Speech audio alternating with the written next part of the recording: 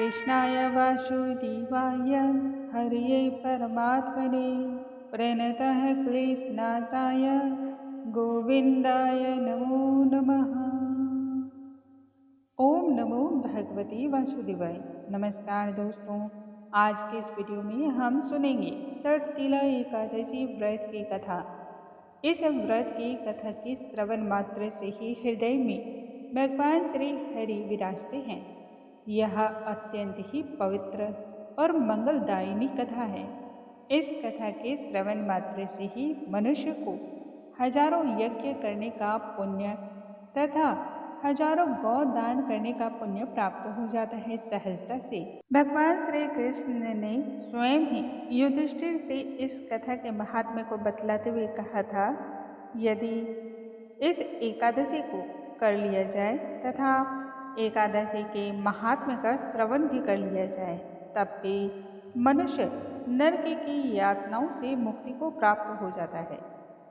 इसलिए प्रत्येक मनुष्य को यह कथा अवश्य ही श्रवण करनी चाहिए। आइए भगवान श्री हरि का ध्यान करते हुए हम आज की कथा को आरंभ करते हैं। बोलो भगवान श्री हरि की जय, स्वामी नारायण की जय, मधुसूदन भगवान की जय। भगवान श्री कृष्ण के श्रीमुख से अनेक एकादशियों के महात्म्य को सुनते हुए युधिष्ठिर धन्य धन्य हो गए। उन्होंने उन्हें प्रणाम करते हुए कहा कि हे केशव, आपके श्रीमुख से एकादशी की कथाओं को सुन करके मुझे असीम आनंद की प्राप्ति हुई है। कृपया कर मेरी इस जिज्ञासा और पिपासा को शांत करने की आप चेष्टा करें। मैं अभी और बहुत कुछ जानना चाहता हूँ। माघ मास में होने वाली एकादशी को क्या कहा जाता है एवं इसका महात्म्य क्या है? युधिष्ठिर के इस प्रकार से कहने से भगवान श्री कृष्ण तब कहने लगे, हे युधिष्ठिर, तुम्हारे प्रेम के वशीभूत होकर के मैं तुम्हें माघ मास की एकादशी की महात्म्य को बतलाता हूँ। माघ मास के कृष्ण पक्ष की एकादशी को षटतिला एकादशी के नाम से जाना जाता है। एक बार दालभ्य ऋषि ने कुलशत्य ऋषि से भी पूछा था, हे ऋषिवर, हे ऋषि श्रेष्ठ, मनुष्य मृत्यु लोक में अनेक प्रकार के पाप कर्मों को करते हैं, जैसे कि ब्रह्म हत्या, धन की चोरी, दूसरे की उन्नति से ईर्ष्या करना इत्यादि जैसे अनेक ऐसे कार्य जो कि महापाप कहलाते हैं। ये सभी अज्ञानतावश एवं मूर्खतावश करते हैं। बाद में इस चीज के लिए वह पश्चाताप भी करते हैं कि हमने क्यों इस प्रकार के कार्य को किया। हे महामुने, हे मुनि श्रेष्ठ, ऐसे मनुष्यों को नरक से बचाने हेतु कौन सा उत्तम उपाय है? कृपया कर ऐसा कोई उपाय बताने की चेष्टा करें जिससे मनुष्य सभी प्रकार के दुखों से पीड़ाओं से मुक्त हो जाए। तब दालभ्य ऋषि की बात को सुनकर के कुलशत्य ऋषि कहने लगे, हे मुनि श्रेष्ठ, आज आपने मुझसे बड़ा ही गूढ़ प्रश्न पूछा है। संसार के कल्याणार्थ यह बहुत ही उत्तम प्रश्न है, जिस रहस्य को इंद्र आदि देवता भी नहीं जानते। आज आपके प्रेम के वशीभूत होकर के वह रहस्य मैं आपको अवश्य ही बतलाऊंगा, जिससे जन का भी कल्याण होगा। माघ मास आने पर मनुष्य को स्नान आदि के द्वारा शुद्ध रहना चाहिए और अपने इंद्रियों को वश में रखना चाहिए। इंद्रियों को वश में करके तथा काम, क्रोध, लोभ, मोह, ईर्ष्या, अहंकार इत्यादि जैसी गलत भावनाओं से सर्वदा ही व्यक्ति को बचना चाहिए। पुष्य नक्षत्र में गोबर, कपास, तिल इत्यादि मिला करके फिर उसके उपले बनाने चाहिए। इन्हीं उपलों के द्वारा 108 की संख्या में फिर व्यक्ति को हवन भी करना चाहिए। जिस दिन मूल नक्षत्र और एकादशी की तिथि हो, तब अच्छे पुण्य देने वाले नियमों को सदैव ही ग्रहण करना चाहिए। स्नान आदि से नित्य क्रिया से निवृत्त होकर के भगवान श्री हरि के निमित्त किया गया पूजा एवं कीर्तन मनुष्य को अनंत लाभ और पुण्य को प्रदान करने वाला होता है। एकादशी के दिन संपूर्ण निष्ठा भक्ति भाव से उपवास करें एवं रात्रि को जागरण तथा कीर्तन करना चाहिए। हवन इत्यादि के कार्य को करते हुए दूसरे दिन धूप दीप नैवेद्य इत्यादि से भगवान श्री हरि की पूजा उपासना करनी चाहिए एवं खिचड़ी का भोग लगाना चाहिए। भोग लगाने के पश्चात भगवान श्री हरि से इस प्रकार से व्यक्ति को सदैव ही प्रार्थना करनी चाहिए कि हे कमल नयन, हे मधुसूदन, हे जगत के पालनहार, हे जगन्नाथ, हे पुंडरीकाक्ष, आप लक्ष्मी जी के सहित मेरे इस तुच्छ अर्घ को कृपया कर स्वीकार कीजिए। इसके पश्चात ब्राह्मण को जल से भरा हुआ घड़ा तथा तिल का दान करना चाहिए। जितना संभव हो सके उतना कार्य तो मनुष्य को अवश्य ही करना चाहिए।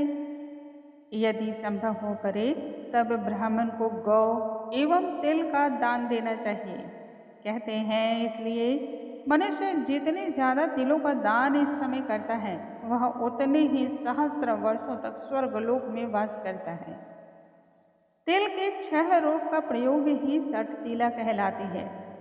यह 6 प्रयोग इस प्रकार से हैं: तिल के द्वारा स्नान, तिल का ही ओटन, तिलोदक, तिल का ही हवन, तिल का भोजन एवं तिल का दान।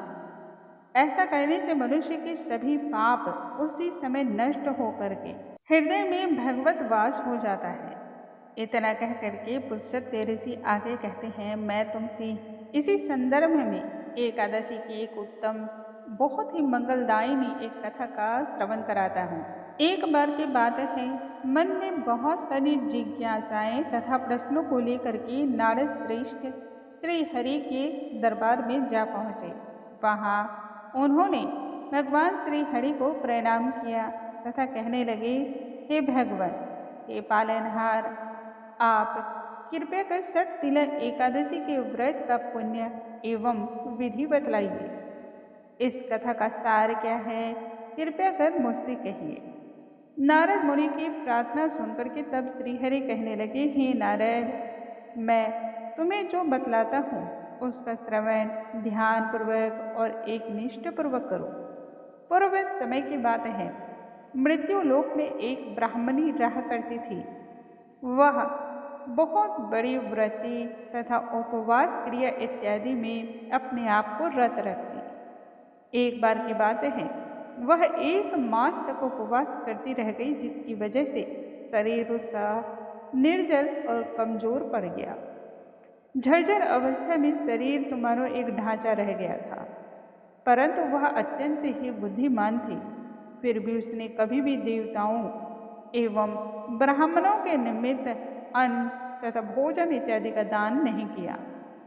मैंने चिंतन जब किया कि इस ब्राह्मणी ने उपवास आदि से अपने शरीर को तो पवित्र एवं शुद्ध कर लिया है, इसलिए इसे बैकुंठ धाम में स्थान तो प्राप्त हो जाएगा, परंतु आजीवन कभी भी अन्न दान न करने की वजह से यहाँ भी इसका जीवित रह पाना अत्यंत ही कठिन है। इस प्रकार से उसे अतृप्ति ही रह जाएगी। ऐसा चिंतन करके मैं मृत्यु लोक में उस स्थान पर जा पहुँचा जहाँ पर वह ब्राह्मणी रहा करती थी। ब्राह्मणी के द्वार पर जाकर के मैंने अन्न की भिक्षा की मांग की। इस पर ब्राह्मणी कहने लगी, हे मुनिराज, हे योगीराज, आप यहाँ पर किस उद्देश्य से पधारे हैं? तब मैंने कहा, मुझे भिक्षा चाहिए। इस पर उसने मुझे मिट्टी का एक पिंड दान में दे दिया। उसी पिंड को लेकर के मैं स्वर्ग को लौट आया। कुछ समय व्यतीत हो गए और उधर उस ब्राह्मणी ने अपने शरीर का त्याग किया। शरीर त्याग के पश्चात उसे बैकुंठ धाम में स्थान की प्राप्ति हुई। मिट्टी के पिंड के प्रभाव से उसे आम के वृक्ष सहित ही एक घर भी मिला, किंतु घर को अन्य वस्तुओं से रिक्त पाया हुआ देख करके वह घबरा गई और मेरे पास आई।